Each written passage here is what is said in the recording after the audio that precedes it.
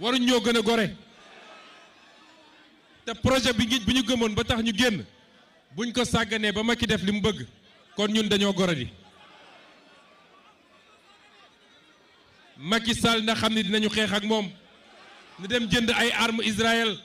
na dem jënd ay armes Ukraine na def lu ko neex waaye su delluwul gannaaw dinañu xeex ak moom te nag bu leen ci déglu kenn ku leen naan da ngeen violent wala da ngeen bëgg fitna parce que fitna bi kenn ko yor Sénégal mi ngi mooy Macky Sall est-ce que pare ngeen man maa leen wax lii bu dee pare ngeen te Macky Sall ne fi mu nekk lay nekk du yeggali mandaam 2024 du ko fi fekk may wax nag waa APR ngeen déglu ma bu baax waa APR li ngeen nekkee ci dëkk bi dina jeex de ndax ñun ñoo bokk dëkk fii koñ bii boo fi duggoon balaa koñ bi di jeex responsable APR mi ngi fi dëkk fi lan la ñu yabee ak lan ñuy fontooy parce que jàpp nañ ñoom ñoo yor nguur rek nañu xam ne bu ñu taalee réew mi duñ ci mucc bu ñu taalee réew mi duñ ci mucc bu ñu yaakaaree ni ay ndawu Pastef ndawu opposition ndaw Yewwi Askan rek ñoo ciy ñàkk seen bakkan wala lañ ciy tëj kaso juum nañu de gàtt sa rek léegi gàtt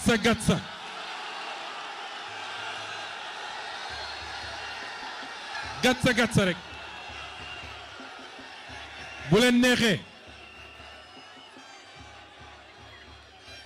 bu leen neexee nañ ko tuddee appel à insurrection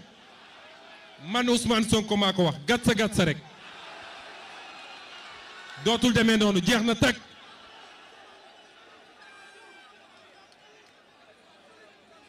waa justice nag laay waxal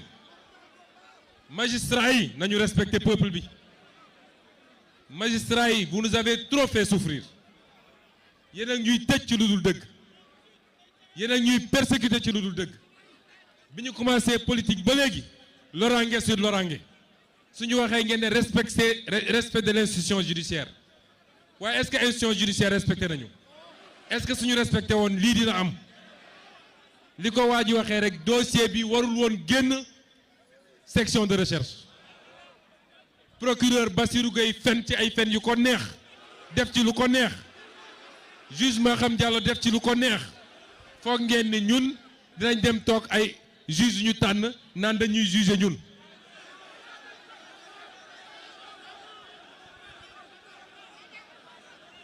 magistrature ci réew mi ngeen dëkk ki leen di garantir ni mun na leen assurer sécurité kon danañu ut derrière chaque maison de magistrat derrière chaque famille de magistrat nañ fa teg une armée li ma wax nag tekkiwul ni magistrat yëpp noonu la ñu mel am na ci ñu ci def seen liggéey correctement waaye ñiy def lu dul yoon ba pare foog ni mun nañ ci mucc su réew mi tàkkee nañu xam ne dañuy nax seen bopp lii may wax nii moom lañu jàppee barki démb nit dof pourtant lii du menace lii araftu la wax leen nañu arrêté li ñuy def balaa muy trop tard parce que sénégalais yi sonn nañu ci lii dafa ñaaw ci réew mi sénégalais yëpp xam ne ñi ngi pexeel Ousmane Sonko ñëpp xam nañ ni complot la mais ñoom nee nañu dañuy continuer soo waxee ñu ne force restera à la loi force restera au peuple sénégalais force restera au peuple sénégalais parce que la loi c'est le peuple sénégalais kon suñu bëggee réew mi jàmm am na fi suñu bëggee jàmm am fi magistrat am jàmm alkaati am jàmm ñoom ak seeni njaboot homme politique am jàmm fonctionnaire am jàmm transporteur am jàmm baykat am jàmm étudiant am jàmm kenn ñëpp am jàmm nañuy jàmmalante te respectante parce que mbir mi dafa ëpp lii nag bu leen jàpp ni seen tappale googu ñu ngi koy yemale ci dossier rek bi ñu naan dossier siif ndax dégg ngeen seen ministre bu waye di boobu may wax mu naan xaw ma lan ak lan dem na déposer benn dossier nee na diffamation may wax fii ñëpp dégg ko diffamation amul ndax dama lire benn document boo xam ne rapport IGE bu nekk ci internet la rapport bi ne épinglé nañ ko moom Mame Mbaye Niang ci ay tooxi doone yi mu def moom ci Prodac ma waxaat ko fii ñëpp dégg ko man maa ko waxaat ko fii ba amu ko mu dem déposer dossier boo xam ne diggante nit ak nit la waroon doon waaye procureur da koo écarté moom jël dossier bi procureur loo xam ne diffamation la diggante nit ak nit kon léegi diggante Macky Sall ak Ousmane Sonko la xam nga ñoom lu ñu gëm mooy mun nañu dossier bu mag ba sax ñu bàyyi ko jaare ci dossier yu ñàkk fayda pour ne condamné nañ ko à 2 mois ou 3 mois avec sursis du nekk candidat en 2024.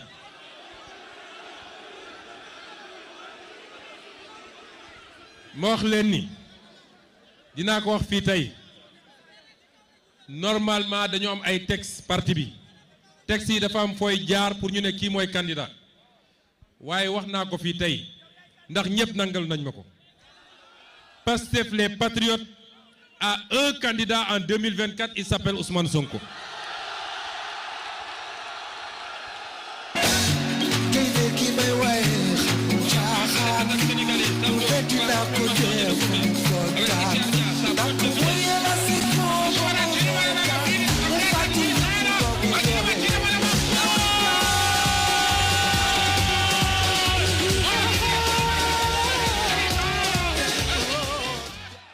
fii benn candidat la ñu am amuñu candidat de substitution amuñu candidat de remplaçant amuñu candidat de dépassement amuñu candidat ceci ou cela nous avons un candidat et qui inchallah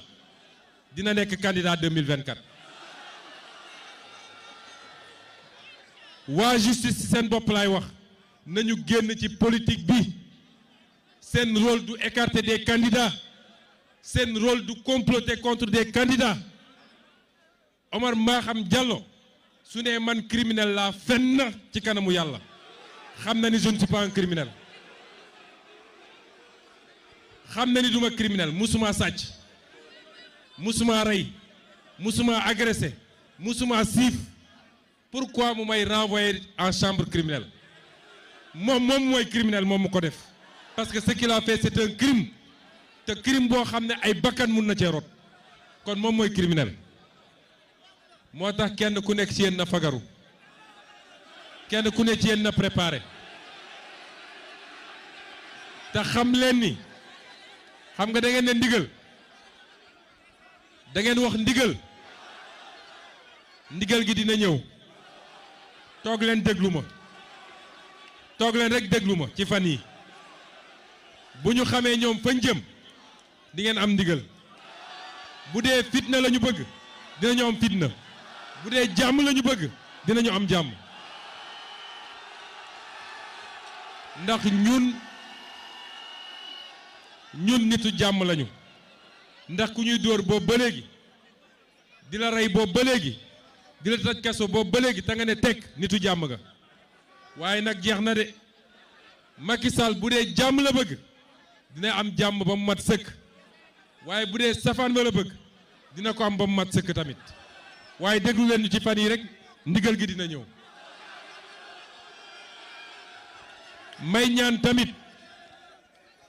may ñaan tamit suñu mbokk journalistes yi seen liggéey rafet na te gëm naa ne ay patriote ngeen léeg-léeg nit wax ci journaliste ma ne ko d'accorduma ak yow mu ne ma ah yow dafa mel na nga changé ma ne ko journaliste ñi ngi def liggéey bu am solo ci réew mi ndax saa su ne boo xëyee le matin lire titre journaux yi bi fi coow amee ci xaalis bi ñu sàcc ci affaire corona bi bu journaliste yi noppi woon boo moytul affaire boobu fay na bu yàgg bis bu ne ñu bind ci dafa fekk léeg-léeg peut-être kenn ku ne ci ñun da ngay bëgg yow li nga bëgg a dégg rek ñu la koy wax waaye presse baa ngi def liggéey bu am solo de bu waxee lu naqari ci ñun nañ ko nangu bu waxee lu naqari ci keneen ñu xam ni noonu la waaye li ñu leen di ñaan mooy ñoom dañu am rôle ci li war a stabiliser réew mi di tàllal micro ay nit yoo xam ne saaga ak xaste ak wax lu bon ci nit na ko presse bi moyetu parce que loolu taal na ay réew nañ ko moyetu. gis nga Donald Trump li muy nekk président Amérique yëpp bi mu nekkee ci benn chaîne télé wax ba wax lu ëpp chaîne bi dafa couper émission bi ci saa si yeggalewuñu ko waaye Sénégal ngay gi nit toog ci télé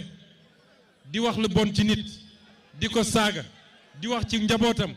di wax ci ay parents ñu taalal ko micro bi rek muy wax loolu nañ ko moyetu parce que day taal réew mi loolu du rôlu presse nañu waxtaanu idée débat d'idée ku nekk ñëw ne man lii laa xalaat ci réew mi lii laa gis ci mbay mi lii laa gis ci njàng mi lii laa gis ci ressources naturelles yi loolu mooy avancer loo réew kon presse bi am na un rôle ci li war a tere fitna am ci réew mi ma leen lancer appel boobu rek li ci des nag kenn ku ne ci yéen na waajal te déglu waaj leen te déglu li ma wax nag 14 régions Sénégal yëpp laa waxal parce que bu jàmmarloo nar a am du yem Ndakaaru kese de du yem Kër Massar kese du yem Pikine kese 14 régions Sénégal yi laa wax 46 départements yi laa wax 500 et quelques communes yi laa wax ak suñu mbokk yi nekk diaspora déglu leen ngeen xaar